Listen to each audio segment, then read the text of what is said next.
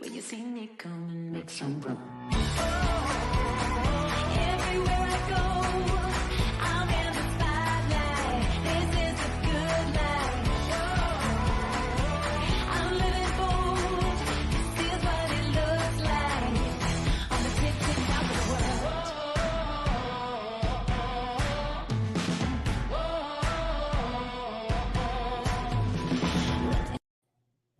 There are a few different rulemakings that the FMC has been directed to undertake. But how do rulemakings work? At what point will you be able to weigh in? And what topics will the FMC tackle? They're big ones. I'll break it down. Hi, welcome to By Land and by Sea, an attorney breaking down the week in supply chain, presented by the Maritime Professor. That's me. I'm Lauren Beagen, founder of the Maritime Professor and Squall Strategies, and I'm your favorite maritime attorney. Join me every week as we walk through both ocean transport and surface transport topics in the wild world of supply chain. As always, the guidance here is general and for educational purposes only. It should not be construed to be legal advice, and there is no attorney-client privilege created by this video. If you need an attorney, contact an attorney. So before we get into the discussion of the day, let's go through my top 3 stories of the week. So story number 1. It's not a story so much as an announcement. By Land and by Sea is a podcast. Look for it wherever you get your podcast. Listen while you drive to the beach, commute to work, make dinner, sit in the camp pickup line. Wherever you listen to your podcast, add this one to the rotation. I also reference my old shows quite a bit, as you probably have noticed in my By Land and by Sea episodes. But you can now go and download the old shows and get up to speed on pretty much everything, all the big topics that are happening in the supply chain that have happened and continue to happen in the world of global supply chain and global ocean shipping. Look, here's actually a little tip. If you listen to the podcast at 1.5 times speed, 1.5x speed, it goes by faster without really sounding like the Tweety Bird voice. I speak pretty fast, so there are some parts that are going to be a little bit off. But in general, you won't really notice the difference, and you're going to be covering so much more ground in a shorter amount of time. 1.5 speed, that's the ticket. I've had such dense topics recently that I've had episodes go past 30 minutes, some even closer to 45 minutes. Look, I try to keep it to the 30-ish minute mark. But if you do go to the podcast link, you can speed me up and get all the great information. Check it out. So story number 2. I reposted this yesterday. So CISA, the Cybersecurity and Infrastructure Security Agency, announced that they're going to be hosting a public workshop to discuss basic cybersecurity measures that should be in place to ensure critical infrastructure systems meet a minimum baseline level of cybersecurity needed to protect essential operations. The feedback from this workshop is actually going to be used. It's going to be helping to inform the final version of the Cybersecurity Performance Goals, or as they're calling it, the common baseline. So this is part of a coordinated effort with NIST, the National Institute of Standards and Technology, and other federal agencies, and really benefiting from feedback by partners across the country. So the coordinated effort has created a common baseline for cross-sector cybersecurity performance goals. This is great. This is such a Wild West industry, but with such huge importance. It all feels so foreign. Cybersecurity, don't get me wrong, feels very foreign. But I really encourage you to trudge through some of it. Some of this cybersecurity jargon, I promise it's going to start making sense pretty quickly, even if you're not very techie. It's going to give you a new sense of urgency on why you should, and really you're going to discover why you should have a long time ago started taking this really seriously. Cybersecurity over our infrastructure and over our operational technology, not just our informational technology, our IT, but our operational technology. Cranes, anything that's connected to the internet. Internet of Things is just meaning that it's connected to the internet. IoT, you'll see the jargon. It gets all very kind of clubby. Once you start having some of the baseline jargon, it all makes a lot more sense. So I encourage you to really either attend this webinar or this discussion group, or start paying attention to the cybersecurity. Go over to CISA. They have a couple trainings that are a 101 on cybersecurity. I really encourage you to go over there and check it out. It's going to be important to have that baseline knowledge. Story number 3, not so much a story, but a piece of information. Did you know that the Federal Maritime Commission had area reps? They're just that. Federal Maritime Commission representatives that are out in the industry closer to the action. Bring them in on the discussions about bogus free time policies, inconsistent invoicing, just really anything that you're seeing in the industry that you want them to look into. I've heard a lot in discussion groups, especially on LinkedIn, talking about, there's been some crazy stuff happening out in the industry, and people say, I wish the FMC would pay attention. Here's your chance. This is the way to do that, to get the FMC to pay attention, to get the FMC clued in. That's why they have these area reps. They really want to make sure that they also understand not just the DC perspective, but they're out in the industry. They understand what's going on in the different regions. They have quite a few of them. Maybe 6, 8. So they're all over in the different areas. There's LA Long Beach, there's New York, there's Florida, I believe there's Texas. They're all over the country. And so if you have one that's even remotely close, or even if it's just kind of in your area, reach out to them, bring them in on the discussion. We talked about this a few weeks ago when we covered the FMC's webinar on how to file a claim or complaint at the commission. Go back, have a listen. It's in my podcast library by Land and by Sea. You can find it wherever you get your podcasts. But that episode really talks a little bit more about what the FMC area reps can do for you and what they can't do for you. I mean, it's just basically filing a complaint. They're going to go look into it. They're not going to look into it on your behalf, but they will look into it in general on behalf of the industry. All right, so let's get into the meat and potatoes of the day. The Ocean Shipping Reform Act of 2022. We keep talking about it. We covered this in more detail a few weeks ago. Go check it out on my podcast, By Land and by Sea, and for all my previous episodes. But here's a little refresher. So the Ocean Shipping Reform Act of 2022 was passed by the Senate, then sent to and passed to the House of Representatives. Remember Schoolhouse Rock? I'm just a bill. Yes, I'm only a bill. And I'm sitting here on Capitol Hill. So side note, I totally encourage you to go re-listen to some of those old songs. They're actually really informative and probably way above kids' heads. Because as I was looking through the lyrics, it just, everything kind of pulled together. It's just kind of perfect for adults, especially right now that have some basic knowledge of congressional process. Anyways, I digress. Then OSRA moved over to the president, as the Schoolhouse Rock explains, moved over to the president, signed OSRA 22 on June 16th, and voila, we have a law. So there's one specific area that went into right away that I want to point out. There were some things that had a little bit of lead time or a little bit of lag time. There were some things that were implemented right away, and there was a little confusion on this. I think the confusion was, really? Like that changed like that? Yes, it did. So this is the outlining of specific items that are now required to be part of detention and demurrage invoices. So the whole list, billing practices, statutorily mandated minimum information now includes, that needs to be included on these invoicing, date the container is made available, the port of discharge, the container number or numbers, for exported shipments, the earliest return date, the allowed free time in days, the start day of free time, the end day of free time, the applicable detention or demurrage rule on which the daily rate is based. So that's pointing back to the rule. The applicable rate or rates that is set in that applicable rule. The total amount due. Seems like that would obviously be there, but you never know. The total amount due. The email, telephone number, or other appropriate contact information for questions or requests for mitigation of fees. This is that dispute resolution piece where you can actually have somebody that you're supposed to call and you don't get the runaround.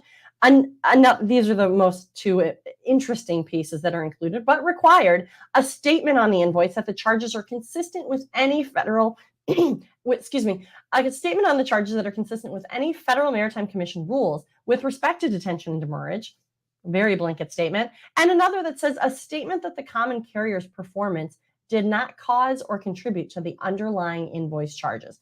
That one's a little bit strange because it's not always the common carriers that's issuing these invoices, but regardless, those two statements need to also be on the invoices. So if in an inaccurate invoice, if the commission determines after an investigation in response to a charge complaint, so we talked about charge complaints, what happens if you have a complaint about the charges on the invoice, then an invoice was inaccurate or false. If the FMC determines that, penalties or refunds can be applied. It's also interesting, and if any of this is not information is not included in the invoice, then there's actually an elimination of any obligation of the charged party to pay the applicable charge. Let me say that another way. The law says you don't have to pay it if the information is not included. Now, let me remind you, this is not legal advice. This is for educational purposes. I recommend you go check out the law itself, talk to your attorney. But that's what the law says. The law basically says you don't have to pay it if any of that information, that long list of information, is not included on the invoice. Let's read the language of the law. So it's Section F, elimination of charge obligation. Failure to include the information required under subsection D on any invoice, which was the list of the information, with any demurrage or detention charge shall eliminate any obligation of the charged party to pay the applicable charge. I mean, look, I would also be a little nervous to not pay that. I mean, but this is the uncertainty. Even though this is all pretty clear, it's very straightforward. Yes, it seems that you don't need to pay if any of those very brand new, no wiggle room, no lead time, no lag time, instantly, effective upon signing, if any of that stuff is not on those invoices of June 16th, then you don't have to pay. I mean, it just feels a little, I don't know. I'm a little nervous about it, but, the FMC actually released a statement on it. You could potentially say I'm not paying because you forgot to include the FMC statement at the bottom of the invoice. Look, like I said, educational purposes, not legal advice. Chat with your attorney if you want to make any rash decisions here. But check it out. See what happens in your specific instance. This is general educational discussion. So the FMC, released a statement saying, yes, these provisions went into effect and all regulated entities are now required to oblige.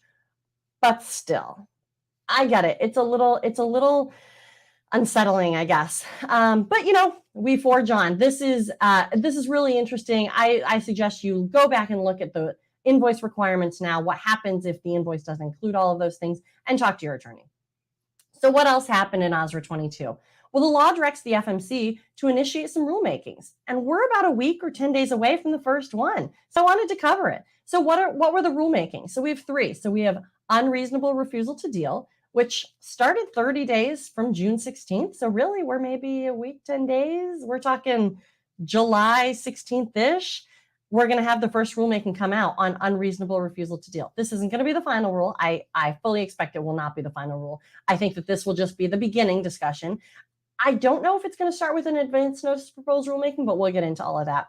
The next rulemaking is detention and demurrage of prohibited practices. That's 45 days from June 16th. So we're looking early August. I mean, that's 15 days after this next one. This rulemaking is going to be released next week.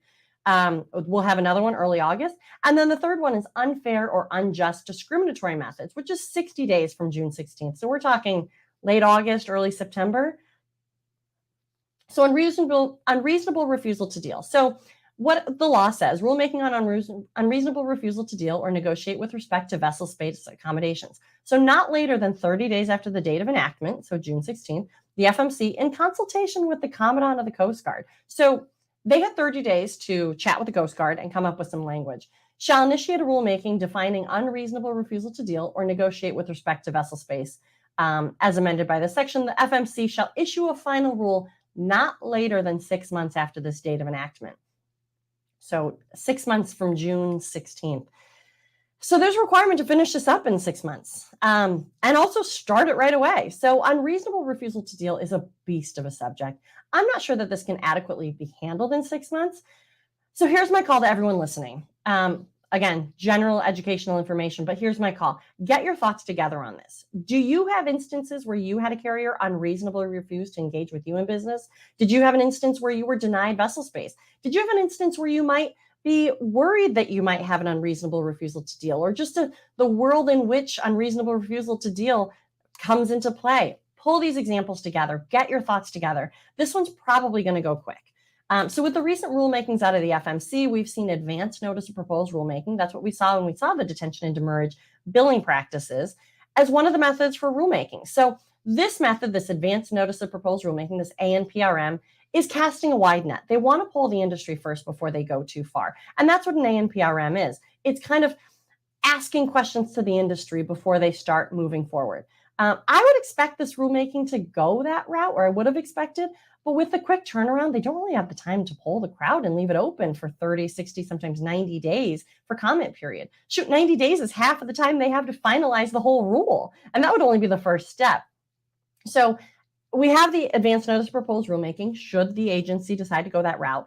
But if they don't, then they also have the notice of proposed rulemaking. So at that step, they usually draft some language, put it out there saying, this is probably the direction we're going with this rule. Any thoughts from the industry? Usually there's some language drafted, like I said. So this is also a chance to weigh in. So even if the FMC goes straight to the notice of proposed rulemaking, the NPRM, you can still submit your thoughts. And so you need to get your thoughts together and you need to be ready. This might only be a 30-day comment period. So after that stage, the NPRM is the final rule. Usually this is only stopped by adverse comments that directly address the proposed language. So at that point, if you're going to direct final rule or if you're going to final rule, you're pretty much, you got maybe 30 days. You got to have something really big that's going to stop this. It's still a comment period, but and sometimes the comment period can be waived, but usually that's only for non-controversial. So the second rulemaking, detention and demurrage prohibited practices. So 45 days from June 16th, early August. The rule says rulemaking on detention or demurrage or detention, in general, not later than 45 days after the enactment of this act, June 16th, the FMC shall initiate a rulemaking further defining prohibited practices by common carriers, marine terminal operators, shippers, and ocean transportation intermediaries. Regarding the assessment of demurrage and detention charges, the FMC shall issue a final rule not later than 1 year after the date of this enactment. So they have a little bit more time here. What this rule really gets at, and what it talks about, actually, this is continuing on. The rule shall only seek to further clarify reasonable rules and practices related to the assessment of detention and demurrage charges to address the issues identified in the final rule. So the FMC identify or put out a final rule, an interpretive rule on May 18th, 2020. I recommend you go back and check that out. So May 18th, 2020, they issued interpretive rule on demurrage and detention under the Shipping Act, including a determination, the law continues, of which parties may be appropriately billed for any demurrage, detention, or other similar per container charge. So at least with this rule, they have a year to finish it up. This is a follow-up to the May 18th, 2020 interpretive rule on detention and demurrage that the FMC previously released. We also covered this in a previous By Land and By Sea episode. Did I mention it's a podcast? So go find that old episode, listen to it while you're driving to the beach, commuting to work, you know the drill. Go check out that old episode. So that episode, we talk about the May 18th, 2020 interpretive rule on detention and demurrage. It's interesting that they specifically call out including a determination of which parties may be appropriately billed for any demurrage or detention or other similar container charges. This is something that I mentioned in the invoice requirements. I don't know. This is something that it's are people triple paying? Is that part of the generating and profiteering off of this world? Is that if it's not clear who needs to pay it, but you need to pay it in order to clear the cargo, you just pay it? I think that's what they're talking about here. I think that's what they're trying to clean up. If you have instances of that, certainly keep that in mind. Certainly write that down and get ready to file some comments, because that's the kind of stuff. And maybe not even file. Don't even wait for the comments. Send that to your area rep. Just start the conversation with your area rep, because that's the stuff that the FMC really wants to clean up. If there's clearly bad stuff happening, the FMC wants to know about it. They'll determine for themselves if it's bad or not, but at least it's brought to their attention and they can check it out. So the third of the super speed rulemaking summer is unfair or unjust discriminatory methods. So this is 60 days from June 16th. So we're talking mid-August, early September. So there isn't a lot of prescriptive text on this one, but it is arguably one of the most important rules that they will attack. So the law says rulemaking or on unfair or unjustly discriminatory methods, not later than 60 days after the date of enactment, the FMC shall initiate a rulemaking defining unfair or unjustly discriminatory methods. The FMC has a year to finalize this rulemaking. So the FMC, like I said, has a year to finish this one up. They will begin to attack the definition of unfair or unjustly discriminatory methods, which, what is that? So a common carrier, either alone or in conjunction with any person directly or indirectly, shall not unreasonably refuse cargo space accommodations when available or resort to other unfair or unjustly discriminatory methods. That is what is required in the Shipping Act right now. A common carrier may not unreasonably refuse cargo space accommodations when available or resort to other unfair or unjustly discriminatory methods. There's a lot to unpack here. This is a lot that could be included in unfair or unjustly discriminatory methods. This is going to be imperative of the industry to lean in and be part of this comment period, be part of this discussion. This one's going to hit, like I said, mid-August, early September. So get those thoughts together before we go too deep into July and August. You're going to want to keep notes on all of this so that so you're ready to write your comments and you're ready to go. This is a critical moment for the industry to weigh in.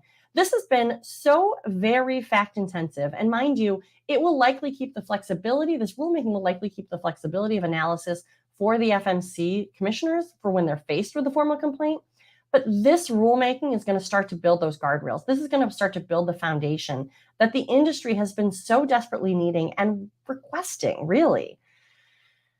So that's it. That's what's coming up. These are pivotal rulemakings. And if you want to be a part of the conversation, get ready now. Poll your members if you're an association. Talk about these issues. Solicit feedback. If you're a business, write down examples. Pull together some information. Pull together now in a clean, clear, coherent way. And get it together. You know, like I said, area reps are available for you to send if you have specific examples. But if you want to pull together general thoughts without the specificity, start pulling that together. Get your thoughts together. These are all going to hit very quickly. And these are going to have comment periods that are probably going to be 30. I don't know if we're going to see a 60-day on this because they have so much to do, especially that first one that needs only 6 months to get done.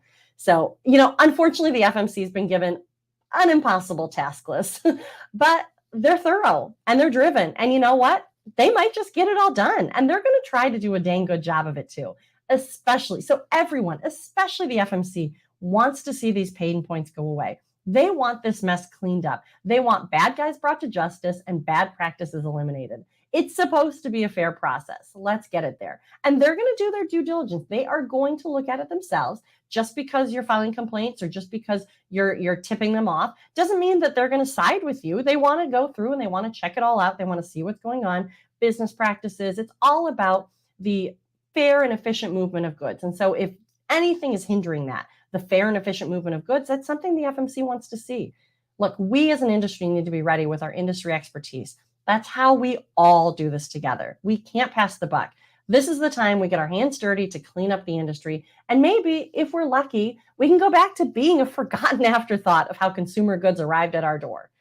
Just kidding. I actually love being able to talk about the global supply chain, but maybe let's stay in the conversation for good stories, not for bad and frustrations. We don't want any questions about whether Santa's going to show up again this year. Look, it looks like we might actually be headed back into congestion territory. I'm not sure. I don't think it's going to be as bad as last year, mostly because we know better now, but we know to diversify ports of entry. We know to plan early for Christmas and back to school, and even maybe next spring or summer. But there's a lot going on out there. We have labor contract negotiations happening right now, working on an expired contract. We have freight from China cascading from the zero COVID policy that suffocated trade for so long. We have inflation. We have gas prices. There's a lot, and every piece of the supply chain is being tested again, or even still. I'm not even sure if anybody really got a break. There were some instances that there were some breaks, but for the most part, we've been under pressure for a long time. Look, let's stay with it, folks. We're getting there. If we clean up the regulatory side, that will have a cascade effect. Guardrails will eliminate the bad guys and bad acting, or at least it'll start to. The fear of the FMC will hopefully return. I mean, did it leave? And now hopefully that'll grow. And I only say fear of the FMC because that'll keep people honest. That'll keep people doing the right thing. That'll keep people moving toward the fair and efficient movement of goods. So let's keep watching all of this. As always, the guidance here is general and for educational purposes. It should not be construed to be legal advice directly related to your matter. If you need an attorney, contact an attorney. But if you have a specific legal question, feel free to reach out to me through my legal company, Squall Strategies.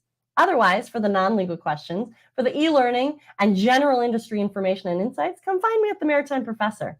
If you like these videos, let me know. Comment, like, and share. If you missed any previous videos, these videos live on my YouTube page by Land and by Sea, presented by the Maritime Professor. And while you're at it, go check out the website, themaritimeprofessor.com. And did I mention this is a podcast? Go check out our podcast. Wherever you get your podcasts, you can download past episodes, you can sort through. It's going to really clean up the cataloging. So until next week, this is Lauren Beagen, the Maritime Professor, and you've just listened to By Land and by Sea. See you next time.